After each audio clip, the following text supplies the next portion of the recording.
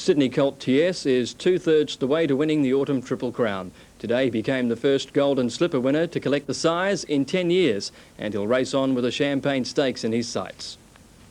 And Terse have exploded to the lead together on top of the rise, with Terse going to the front. Terse hit the lead at the 200 mark. He quickly drew clear of Canonise. The filly Chardet running on with Electrique down the outside, but the slipper winner Terse is going to win the second leg of the Grand Slam in great style. Terse is sprinting away and wins easily over Chardet. Electrique third and Canonise. Somebody had a good win. TS, the first 2-year-old since Fulton Aces 10 years ago to win the size. Stylish Century was back to his best in the Queen Elizabeth. Lane and Royal Creation followed by Red Chiffon. Citizen will run last. At the 200, Stylish Century fighting back. Again, he's got the measure of Comrade. Now Royal Creation on the outsiders coming after Stylish. Stylish still in front. Royal Creation trying his heart out but can't pick up the little black marble. And Stylish Century beat Royal Creation. Now third's close, Comrade and Liverstone Lane with Red Chiffon. Stylish Century all the way with Kevin Moses back on board. Citizen again a flop, but Castletown a good Sydney Cup trial.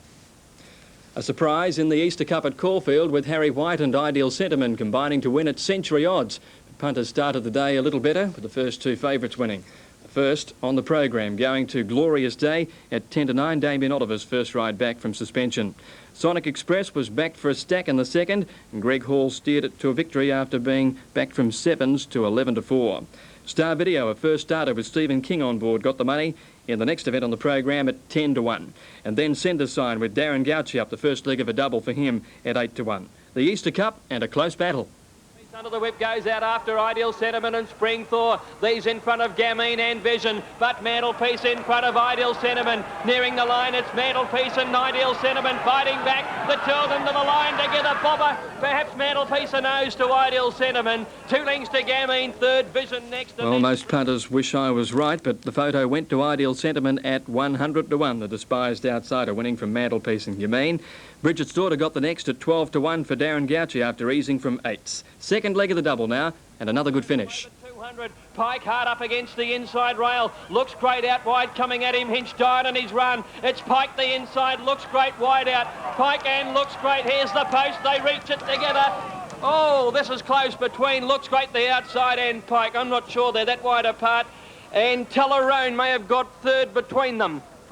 And it was Looks Great for Michael Hoy at 9-1. Always goes well first up, and a good effort under the weight 57.5 today to beat Pike, with Hinch getting up for third.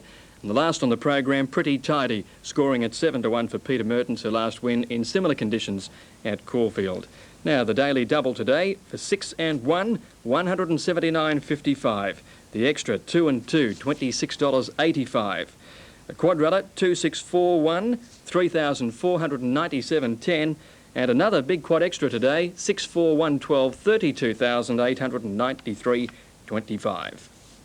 Former New Zealand jumper Look At Me has given Rosebud trainer Jim Houlihan his second straight success in the Great Eastern Steeplechase at Oakbank in the Adelaide Hills. The win ended a week of controversy for racing officials following 2 serious falls during trials last week.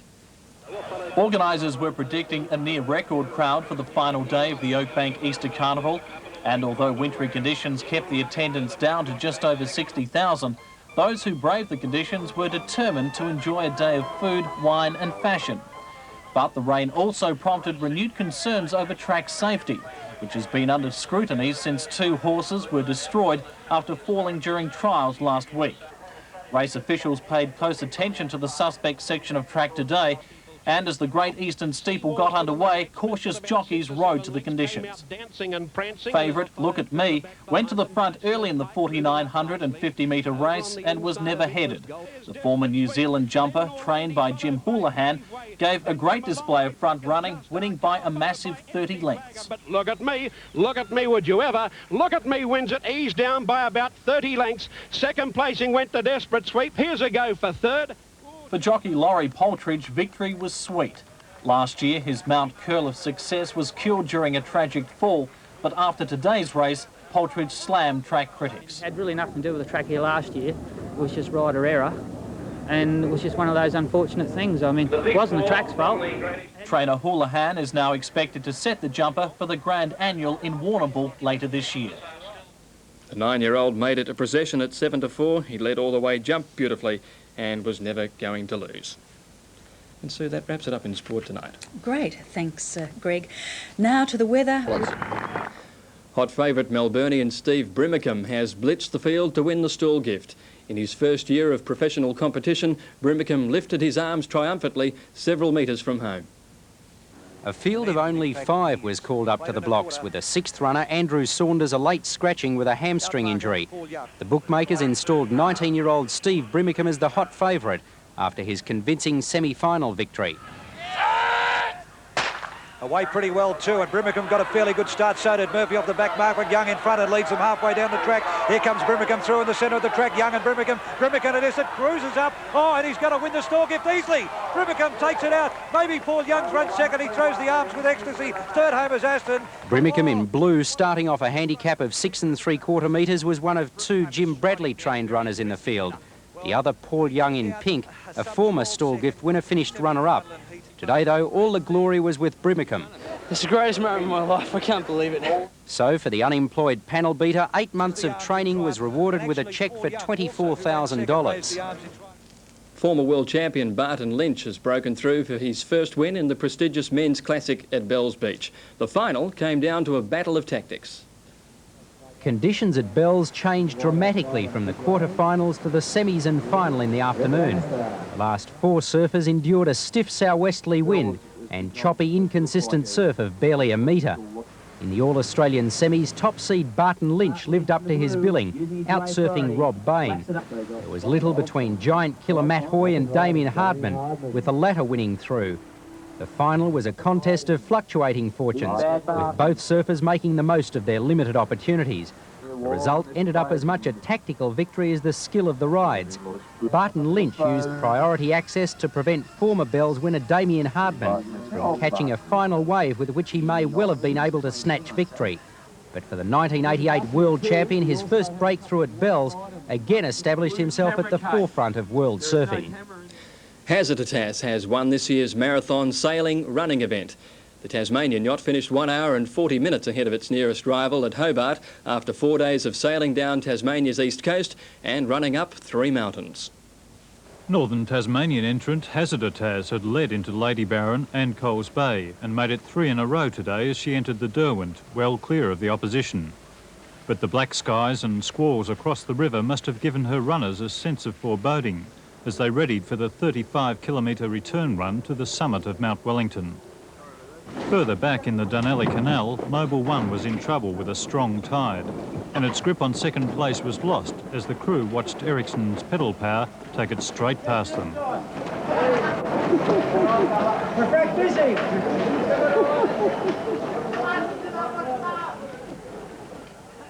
Hazitas runners Wayne Byron and Garth Foley stepped onto the dock just before 1, and after a quick gear check were on their way. As the pair climbed out of the city, the weather became worse, with blizzard conditions at the summit of Mount Wellington. You didn't get that one? Just cruise it now. Geez, my legs are going now, no, out. But the only reason to hurry was to get out of the snow. A lead of 1.5 hours over Ericsson had ensured Hazitas of victory. Sydney Colt. Greg Miles. Thank you, Sue. Good evening. First football at Cardinia Park today. It was Geelong minus Gary Ablett against St Kilda without Tony Lockett. But even without those champions, the Cats and Saints turned on a thriller. St Kilda made a promising start with ex-Footscray half-forward Darren Davies snapping its first. Stuart Lowe was a key figure marking everything in attack, and when Harvey combined with the elusive Rice, the Saints looked in control. It wasn't until the 12-minute mark when Gary Hocking kicked a superb goal for Geelong's first. But it was all St Kilda with a 7-goal first term.